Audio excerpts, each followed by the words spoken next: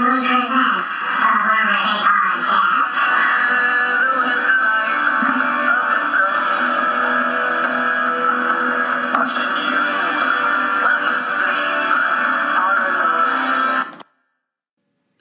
Hey, what's going on, everybody? This is Jimmy, and this is episode 182 of the Horrific Podcast. How news and housekeeping, or however you prefer to call it's going to be short. I just wanted to get this podcast out, so we got another one out this week. But been very busy entering my senior year of film school, man. I'm super stoked, but the workload has definitely amped up as far as what we have to do goes. And that means I've been exceptionally more busy, on top of trying to do my own stuff, a bunch of weddings that we've gone to. The Higbees got married, John and Ashley, which was an awesome wedding, Haunted Mansion themed. It was off the chain, man. Probably the coolest wedding I've ever been to. But yeah, super busy. But we are doing Campfire Chronicles. We're doing a series of meetups. We're doing film production itself. Trying to keep up with the wrestling thing. A lot going on. Some big stuff for Andrew and I both respectively in the works in different directions that we're doing on the side, chasing our own dreams as well as working together. So a lot going on. How cool, though, is it that Mark Hamill is now the voice of Chucky? I'm super excited for that Child's Play. Stay tuned. There's going to be a huge meetup for that because it comes out the same day as Toy Story 4. So it's going to be our first ever double feature meetup on June 21st. It's going to be a cool day. Sinister Creature Con June just added two guys that I'm still mind blown by each of them, with the addition of Kane Hodder, which I can't even begin to tell you how exciting that is. And then Saturday only, Sam Jones, a.k.a. Flash Gordon, will be there. June 15th, he will be part of Sinister Creature Con. But Kane Hodder will be there both days. If you don't know who Kane Hodder is, you're probably not a horror fan. He was Jason from Jason Takes Manhattan through the remainder of that franchise. What a legend he is, but Kane has also just been in other roles. He was Hatchet. He was Victor Crowley in Hatchet. He was in the newest film Death House, which we're actually going to do for Campfire Chronicles. So super excited to have both those guys on board. Go to sinistercreaturecon.com to get your tickets right now. They're doing all kinds of offers and sales and stuff, and you won't be disappointed. It is the best horror convention out there, without question. And we will be there all weekend in the panel room, rocking it for you guys. And with that, we go back. We have two more Sinister Creature Con panels to do. And this one, Ken Foree, he is a legend. He is from Dawn of the Dead. He's been in just multiple movies. The Devil's Rejects, I think, is actually my favorite role of his. He's just an outstanding actor, man. And he has some very, very cool stories to share with us today. So take a listen to Ken Foree right now and enjoy the show. Ladies and gentlemen, I've annoyed you enough and you've heard my voice long enough because I'm not the one you came to see. Or is it? I don't know. Oh, good. You're here. We thought you were invisible. We were told you weren't coming. You ready? Ladies and gentlemen, he needs no introduction. The icon, the legend, Ken Foree.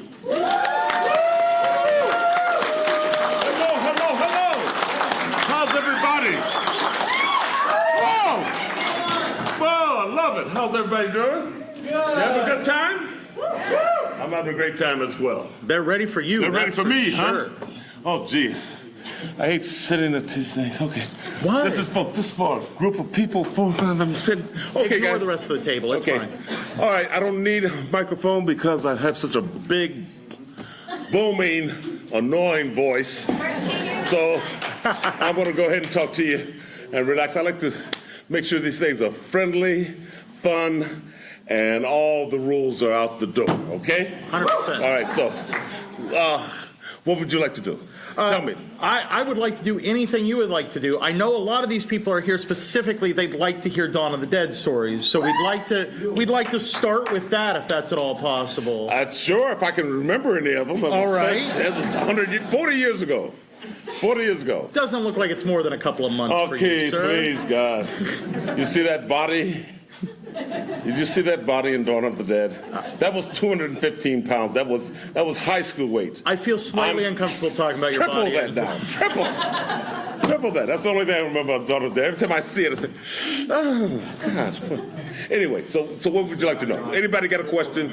Anybody got something? I'm going to try to answer it. GNR here in the second Okay, row. hopefully I won't take anyone else's question, but Yes. first of all, love you, Keenan and Kel. Thank you very much. Second of all, Keenan and Kel, folks. Keenan and Kel.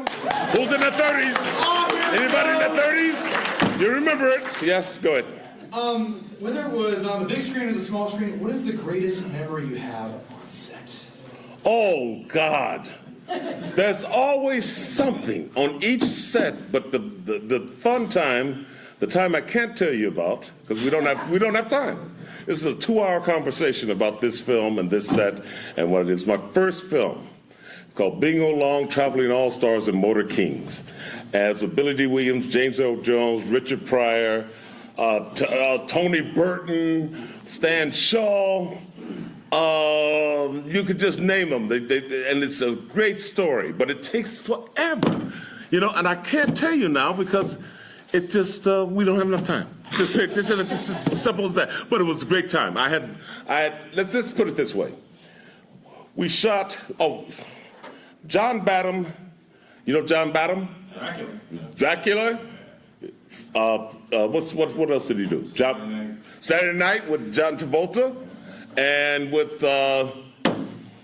my God, not fail safe. What is that? When the computers went crazy and started playing War Games? War Games. Matthew Broderick. That's what I was trying to get to, and many others. Rob Cohen was the producer. John Badham directed. Rob Cohen was the producer. Rob Cohen, anybody know who he is? Yeah. Fast and Furious, right? Yeah. Am I right? Huh? But like that too. Doesn't he do Fast and Furious? Is that the one he does? Yeah. So Rob Cohen was the producer. And it was a great time. It was absolute. I had, oh God, it was something. I was in Macon, Georgia, its first location, and we spent about a month in Macon. I worked about 2 days.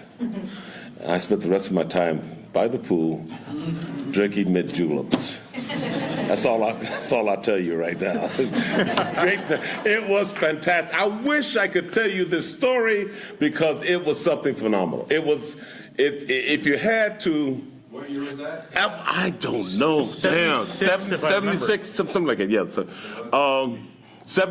before 76, 75, I think, 74, right in that. Okay, cusp. maybe it was. I'll tell you why. All right. I know. Wait a minute. See, the story started. You said 76, and I remembered something else. Let's see. What about that? What happened in that? It was just a great location, great times. What can I tell you about it? Oh, let me go to the other story because you took me off of it now. Let me go. So anyway, I'm in New York. This is after Bingo Long, Traveling All-Stars and Motor Kings. I'm in New York. I get a call. They said, Ken Foree, we'd like to see you.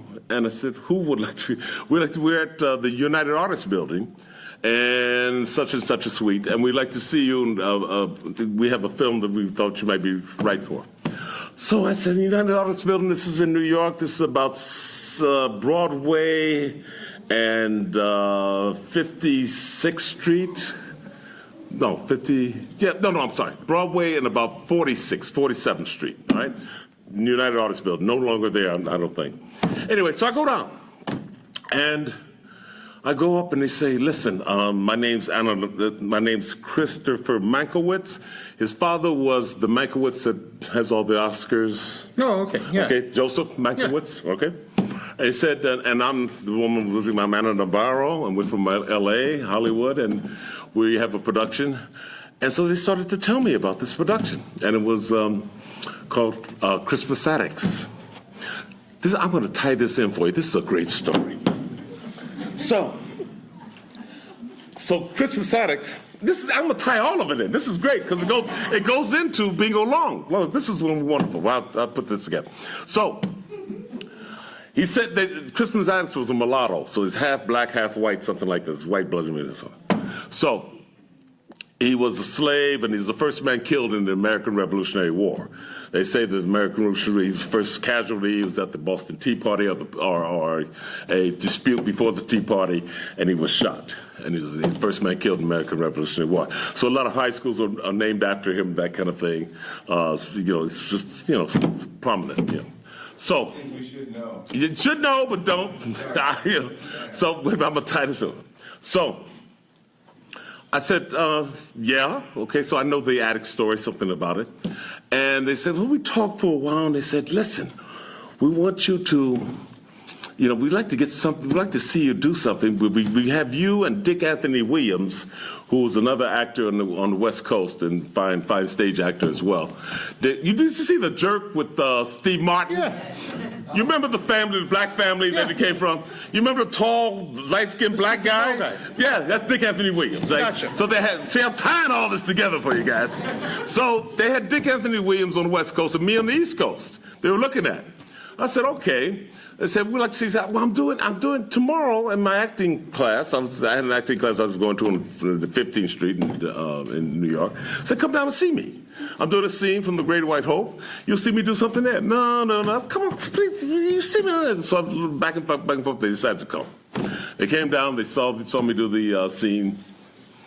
Called me out into the lobby. Afterwards. Meet us at the United Artists Building tomorrow at 8 o'clock. So I go back up. I met them. 4 hours I'm in there. They're going to shoot this film in England, Jamaica, and Boston. It was going to come out for the 1976 bicentennial. Okay? My co-stars were going to be Trevor Howard and John Gielgud. Do you know Trevor Howard and John Gielgud, folks? Sir Trevor Howard, Sir John Gielgud, Ken Foree. Sir Ken Foree. Yes, I guess.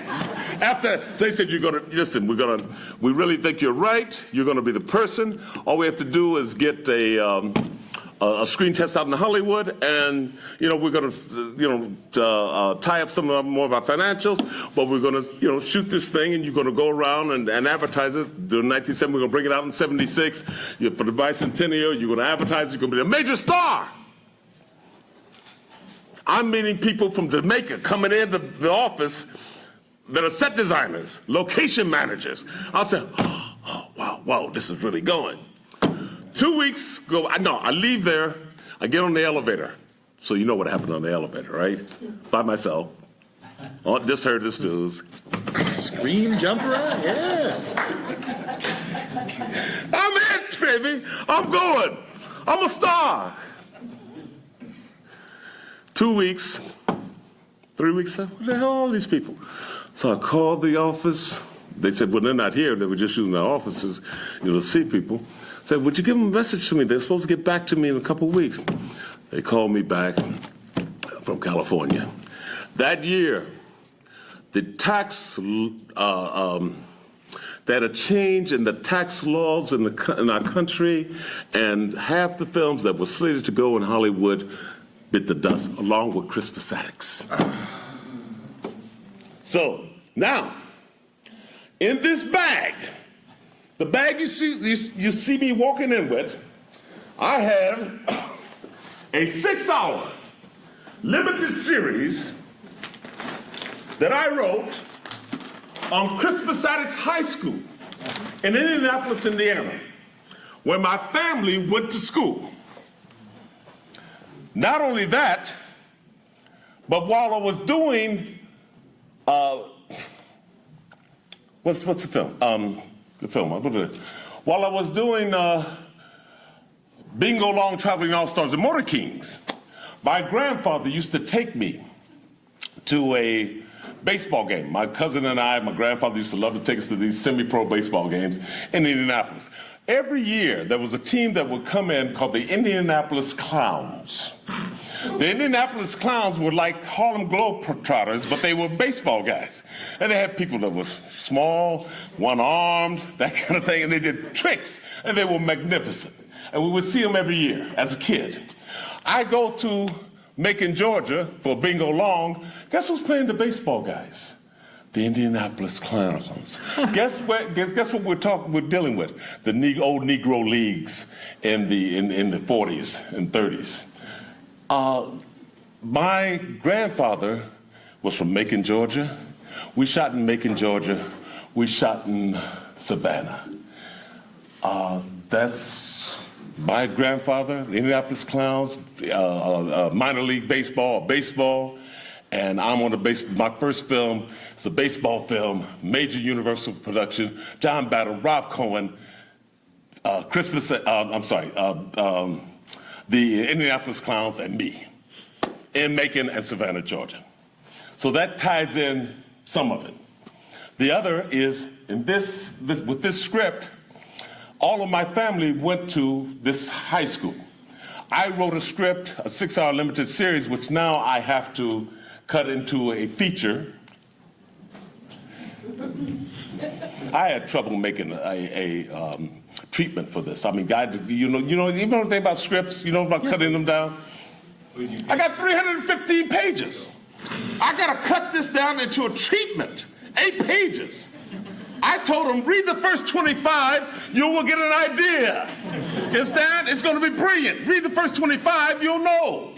I don't want to write a treatment. Instead, I've already written 315 pages. I don't want to see this thing again until somebody gives me money. So, I wrote the treatment. We just finished a Bible, that's, and synopsis and pictures and a wish list for a cast, all of that. And the producer that I'm dealing with right now, because I kind of put it aside, I've sent it around Hollywood to different places, got no bites whatsoever. I had other things to do. I got tired.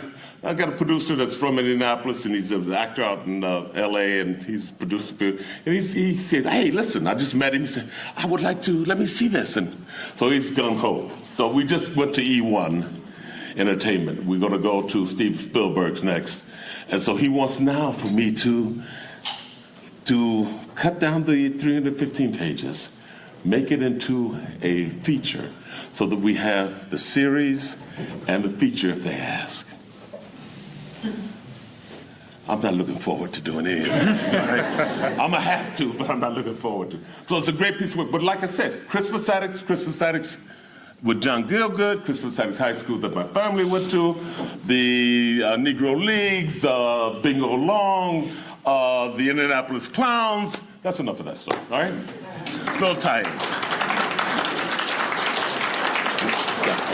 I absolutely love that your storytelling here in person, that you get to start at one point and that you wrap it completely around. Yeah. That somewhat comes into effect with your acting career as well, with Dawn of the Dead going, you were the star of the original, and then I'm watching the remake, and there's your face. Oh, God, yeah, I was, God. I didn't want to do it because the fans were very upset that they were making a remake. And I heard there were death threats and all of these other things were going on up there. And I said, no, this is something I should pass on. It gets, they offered me the role that they gave to one of the other characters of a deputy sheriff or something. Somebody else had a cameo, I think. And I said, well, the role's gone, so good. I don't have to do this. And my agent said, well, maybe it'd be a good idea to just do a cameo on it. And so we got to the last moment, and my agent said, why don't you do it? I said, okay, I'll do it. So they gave me the picture. I was so bloated. At that point, I'd gained a lot of weight. And they gave me rings, and I wanted rings, but they didn't fit any of my fingers, so they had to cut them in the middle, in the side.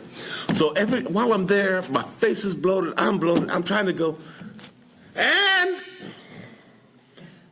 I couldn't raise my hands. I don't know, I guess as an actor, you have to make adjustments when you're shooting. I've always made adjustments, nothing's ever etched in stone once you get on the set, because things can change immediately. And I'm trying to find a way to not, and several times I'm trying to, oops, my hands, keep your hands down, because I wanted to. So all I remember about that is that I was so bloated. When I saw my face, I said, "Oh, you look like you weigh 400 pounds." So that's all I remember about that. So go ahead. I always had to wait. I know you have a long and illustrious career in all of acting, but horror you keep coming back with, including working with Rob Zombie with Devil's Rejects. Right. What can you tell us about that film, working with Rob Zombie, your character, anything? That's a very, I don't know. Well, that's hard to say anything about Rob Zombie. God, what can I tell you about Rob? Can't tell you anything about Rob, but I got the script. Let me just start from the beginning, because this is kind of I got the script, and it said, Devil's Rejects, Rob Zombie. And so I looked at it, I said, okay, because I'm an R&B guy, I'm a Motown guy. I have no idea, but I like music. I'm not like most people, most of my friends who I consider narrow-minded and stupid. I like great music. I don't care who does it. I don't care if it's country. I don't care if it's rock. I don't care if it's heavy metal. I don't care if it's classical. I don't care if it's R&B. I don't care what it is. From rockabilly, I don't care. If it's good and I like it, I will find something in each of those categories that I like. I don't see how anyone could not. If you love music, if you love crooners, if you love singers, if you love rhythm, if you love scales, I don't see how you cannot like something in each category. Most of my friends don't, and I know most of you people don't, and I'm not going to try to offend you. I just find it ridiculous. So anyway, 100%. I didn't know Rob. So I grabbed the script, and I said, Zombie? Oh, come on, this is a fan.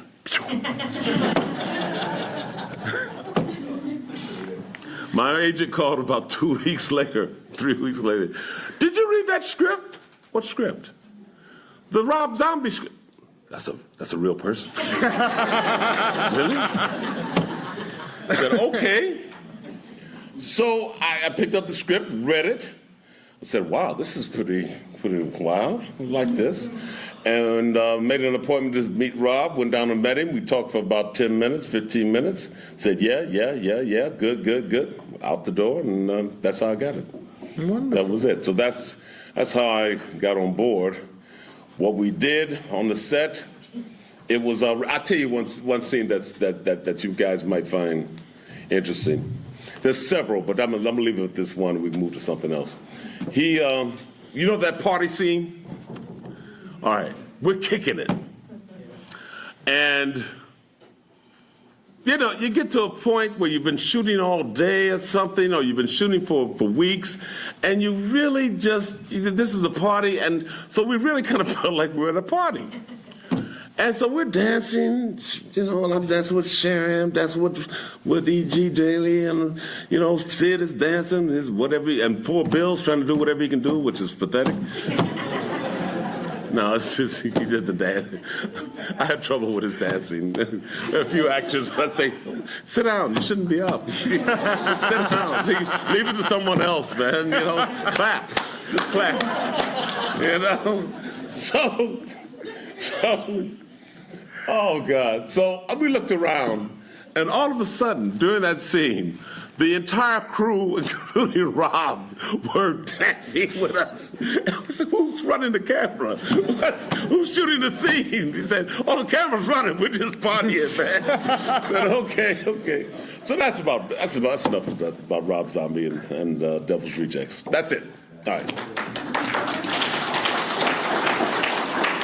for somebody who said that you didn't want to be a part of the remake for Dawn of the Dead, but then you get the Halloween script. Oh yeah, yeah. So Yeah. what made you say, I'm leery about Dawn of the Dead? Was it just because of your role in the original, or did you say yes to the remake of Halloween because you wanted to work with Rob, or? No, there's a line in Halloween, in that scene, that's only been said by one other actor in the history of film. That, what we have here is a failure to communicate, by Travis Martin, Cool Hand Luke. Mm-hmm. I saw that, I said, whoa, wait a minute. And then he gets all of his haberdashery from me. And I said, okay, those are two reasons to do this. And strange, here goes another little story about this one. I get the role, and Rob says, he tells me who I'm going to fight, and how big Tyler is, and that kind of thing. I say, okay, good. And so I'm working out, right? Getting ready for this fight. And I got crazy, which is something that happens to me very often. I call it my happy times. I get very happy I feel that I'm working out well, I'm getting in shape, and then I do something to injure myself because I go overboard and I hurt myself. Well, I twisted my knee, and I went to the emergency room, and I said, listen, I've hurt my knee. I need you to do something to repair it. And he said, oh, well, we can't repair this. They examined me, said, we can't repair this. This is going to take weeks of you being off. No, you don't understand. I say, I'm going to San Jose for a convention. Then I'm going to shoot this film with a guy, and he's 6'10", and I have to fight him in the bathroom. So I said, you got to fix this knee. And they said, no, we can't fix. No, I said, no, you don't understand. I just told you I'm going to fight this guy. I need this knee. So they called security, and they kicked me out of the emergency room. And so I get to the set, and Rob wants me to do. Let me see. I can't do it. Watch me tweak a knee, okay? So Rob wants me to do this. He wants me to come up to the mirror, go do a turn, pivot, and come back and go something, like that. And so I said, he said, Rob says, that's what I want you to do, Ken. Can you do it? And he looked at me. This is the strange part about this. He said, you hurt your knee, didn't you? I said, how'd you know? He said, never mind, that's all right. So that was doing that part. I think it would have been more interesting if I could have pivoted and kind of spun on my toes a little bit, but I couldn't spin anything. I was on one leg when Tyler Mane was fighting me. And I took the dive. Go ahead. You held your own for a while, though. Took a dive. I'm not going to discuss that any longer. No, I'm just kidding. We got some other questions. You got questions back here? Somebody, come on. Creep Show 2. Yes, sir. Not to keep talking about Rob Zombie, but what are some similarities and differences between maybe Romero's directing style and Rob Zombie? Oh, come on. Totally different. What? Totally different. Yeah, and again, you get to realize that directors usually want you to bring something. Okay, so they set up they set up the shots. You have the script, your lines, then bring something to it. And then what you have to. So you don't get. And that's what they're looking for. So both I would say both of them were sitting there going, okay, show me something. And that's what you had to do. So the difference between the directing styles, I know what you mean. I don't think there's that much difference. Many directors want you. I've had directors create a very adversarial relationship with the actors, and so they're. The entire set is tense because they want that. Hitchcock was famous for doing those kind of things. If you ask him the difference between Hitchcock and, oh my God, my God, I must be tired. I'm forgetting all the guys in there. Hitchcock and not De Palma. Guy back in the old days. I'm trying to think of his name. He did the Our Gang kind of stuff. He did all that stuff. I can't think of his name. Not Hal Roach. Yeah, Hal Roach did do Our Gang. No, this is my God. How can I love this guy, and I can't think of the name. Let's see. Let me think of something that he did that you guys can wake me up with. He did the Bowery Boys down the first film with Bogart in it. That bring Bogart played the criminal. Remember that? Oh. Huh? I was just saying, let me tell you something, Elsa. No, you know what I'm talking about? I know who I'm. You know who I'm thinking? Anybody Yeah. get this idea? Anybody thinking about? Come on, some of you old guys. Some of you guys with Somebody gray with a in little your more beard. white than mine. Come on. Yes. No. All right.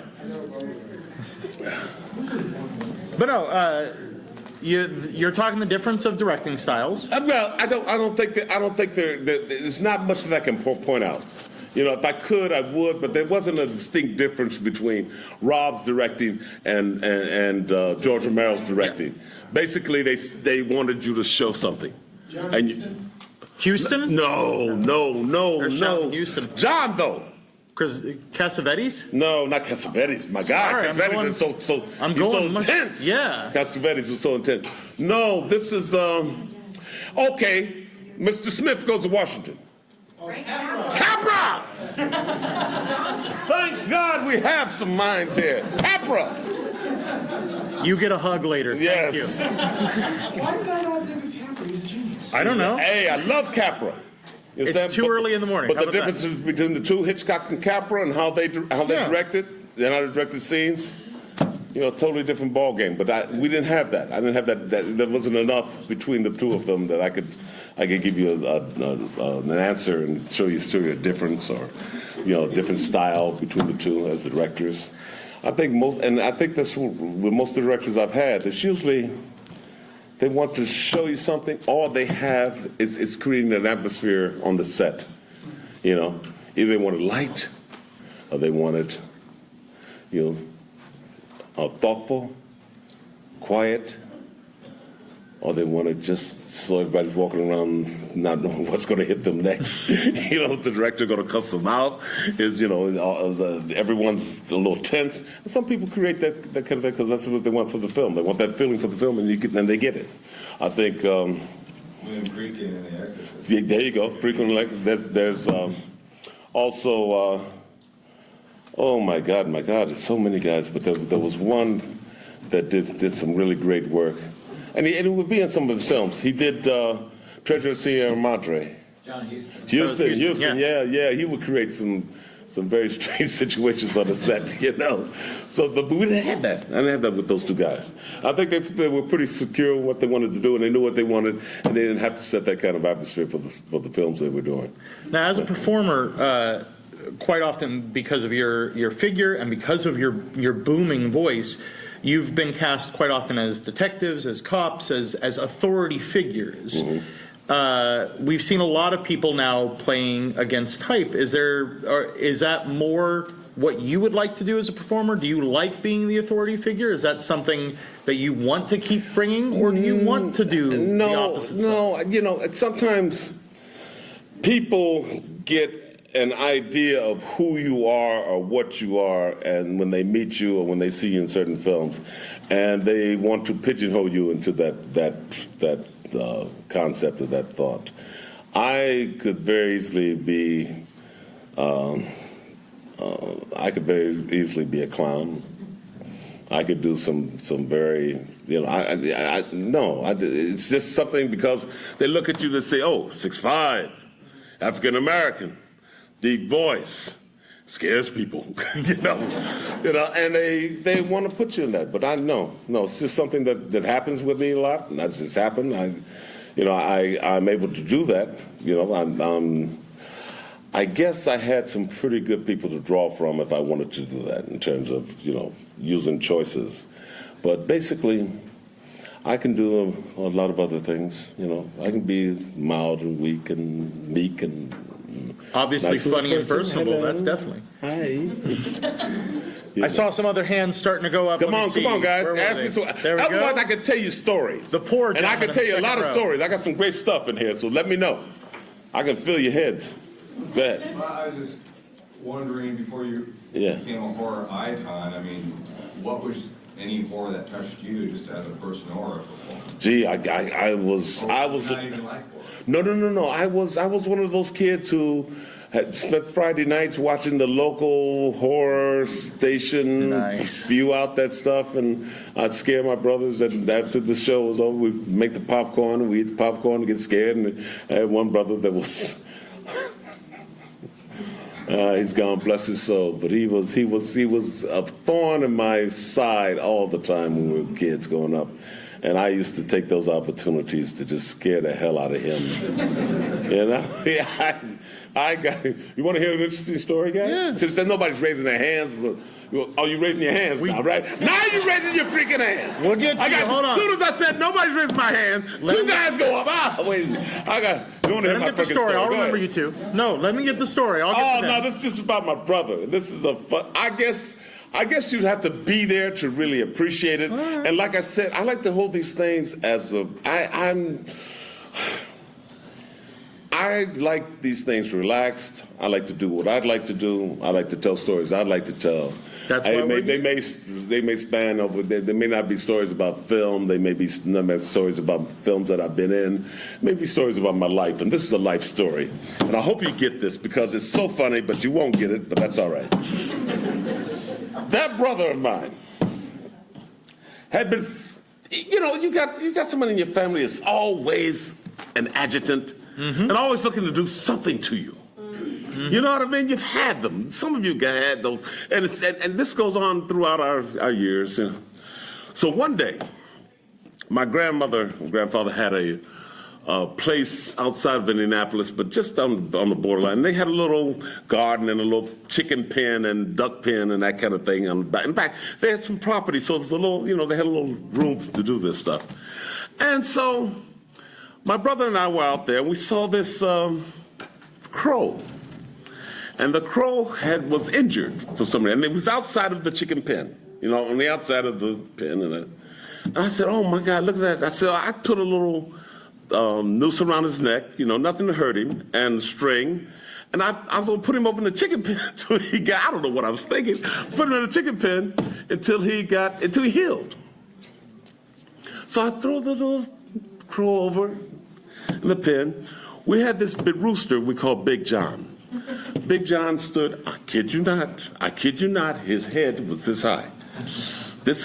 And you come up there, you were scared to death to get near this fucking rooster. He looked like an ostrich. That's how big this fucker was. All right?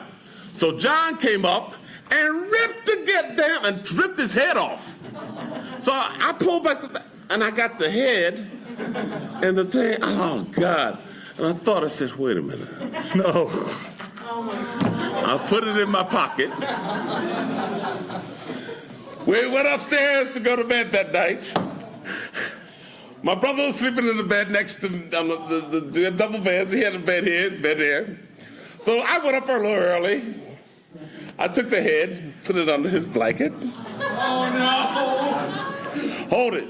My grandmother's stairs. Now this is the funny part. My grandmother's stairs are like this. Very short, so they were steep and steep, and we were upstairs. And so if you would go down, you'd have to watch your step because they were very close together. So he comes up. I'm laying in bed, feigning sleep. He gets in, and he goes,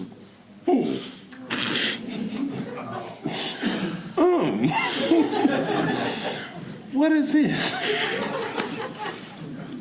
He opens the face and he runs out.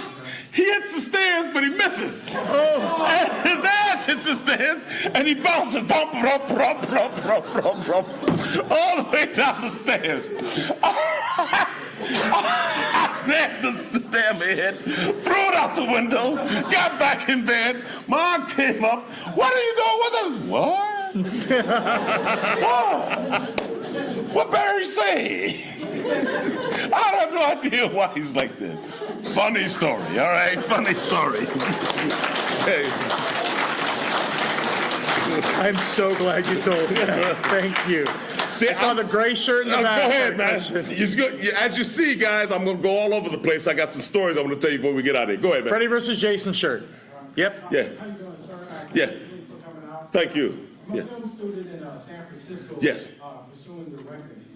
And what's the best way to direct talent without overstepping your bounds as a director?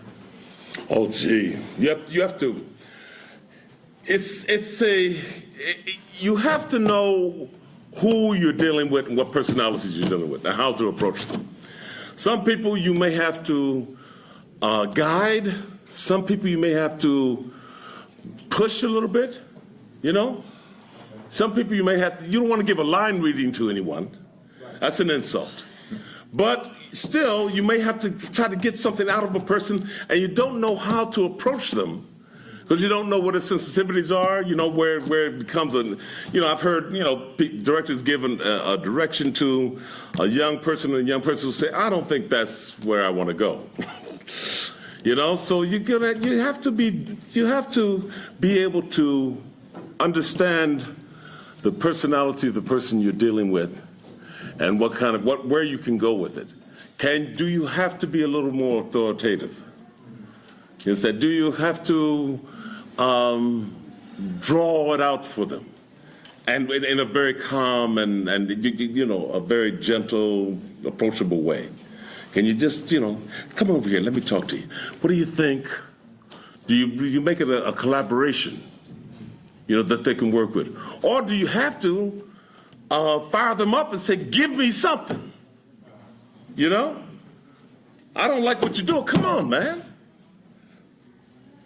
Sometimes you have to do that, and you have to know who you can do that with. So it's always like reading anyone else that you're dealing with in the audience that's sitting there. Some people you can yell at, some people you can talk gently to, some people you can reason with. But you've got to be able to make that distinction between the people you're working with.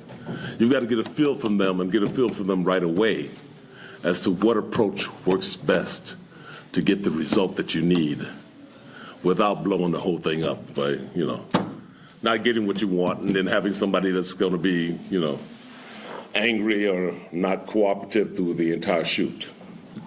Okay? Let me get Iron Man's question there. Yes, sir.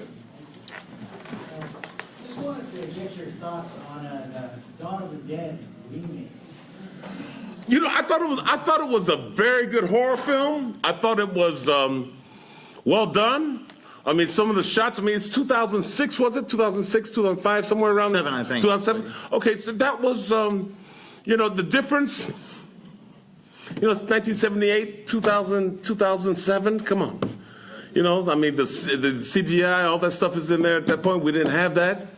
There's a much larger budget. They had something to draw from. We had nothing except Night of the Living Dead. So I thought it was a good horror film. I thought it was well acted. I thought it was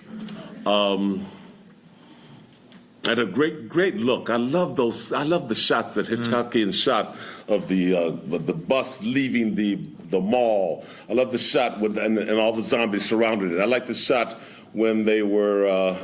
There was another shot, I think, of an ambulance coming or something like that, and there was another shot, crane shot, that was just great. I thought the cinematography was fantastic. I thought the acting was good as well. I don't know if they cared very... Huh? It's a different film. It is a different film. It is a different film. It was. I think they extracted a lot of things from ours and used it, but I think it was a different film. Yeah. I know I enjoyed personally it. can hear you talk for hours. I love hearing your storytelling. I'm gonna be going back to your booth so I can hear more. All of these people seem to be enjoying quite a lot, but unfortunately, I do have to wrap it up. We're wrapping it up. You did. I haven't finished. I had one story to give you. We're wrapping it up. I had one great one. But instead of giving up, Wait, we need to get out of here. We got time for one more? All right, let's do it. Come on, give us. one more story. Yay. Okay. All right, which one is going to be short? Okay. I'm trying to think of something that's really good for you guys. Antics on the set. You've given us a history lesson. You've given us some family stories. You've given us some set stuff. I'll leave it with this because I really hate taking up somebody else's time, but I'm gonna leave you with this. Have you ever? And this is kind of an X-rated thing. Have you ever been on? What I mean by on. And if you haven't, it's okay. Okay. But have you ever been to a point where everything you do that day, that week, that month is golden? It works. You get help here. You get a kind word from this side. You get something that you're working on all of a sudden is a reality. You know, anything that could happen to you that's good happens to you during that period of time. Anybody ever have that happen? Yeah, You had that happen? a couple of times. Okay, you did a couple people, three, people? Yeah. Rare. Turn off that. So there you go, man. Ken Foree, he is a legend. Future Horrific Hall of Fame member. He should be a real Hall of Fame member. The roles that he has been able to transcribe, and you could see there that there was a lot of craziness in his panel. Jay trying to keep up with the man himself, which was a lot of fun to watch. But yeah, man, I hope you enjoyed that talk. Next week we wrap up Sinister Creature Con October. You know, these Sinister Creature Con panels, if I have guests that want to come on the Horrific podcast, or if we're in the flux and we have a lot of other content going on, there's been weeks where we've had multiple, screening room meetups or episodes released, or multiple Nerdageddon shows released. I try to do this weekly, and it's been lagging a little bit, but it'll pick up here now. I want to get to that 200 podcast by our 5th year anniversary, which shouldn't be too hard to accomplish. But yeah, man, things are changing, progressing for the better outside of Horrific Network, life-wise, and we're busy, and we try to get these out for you as often as possible. But next week we will definitely have another one for you.